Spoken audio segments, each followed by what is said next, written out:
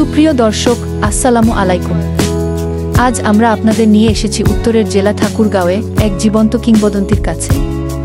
এটি কোনো সাধারণ গাছ নয়, এশিয়া মহাদেশের সবচেয়ে বড় আম গাছ।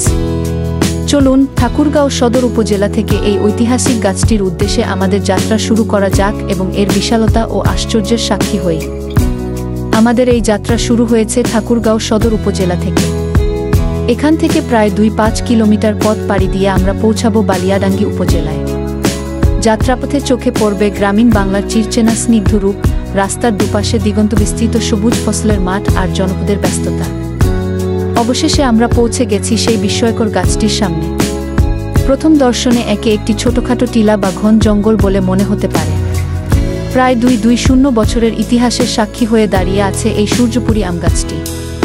প্রায় 2 বিঘারও বেশি জায়গা জুড়ে বিস্তৃত এই গাছটি সত্যিই প্রকৃতির এক অপার বিস্ময়।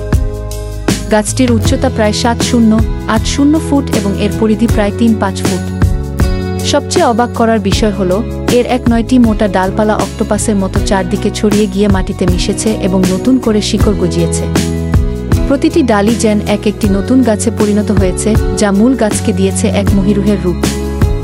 দূর থেকে দেখলে মনে হয় যেন অনেকগুলো গাছ একসাথে জড়াজড়ি করে দাঁড়িয়ে আছে।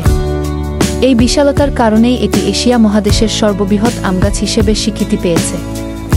স্থানীয়দের সাথে কথা বলে আমরা জানতে পেরেছি, গাছটির বয়স বাড়লেও এর ফল ধারণ ক্ষমতা কমেনি। প্রতি বছর এই গাছ থেকে প্রায় 100 থেকে 120 মণ সুস্বাদু সূর্যপুরী আম পাওয়া যায়। এই আম স্বাদেগন্ধে অতুলনীয় হওয়ায় বাজারে এর ব্যাপক চাহিদা রয়েছে।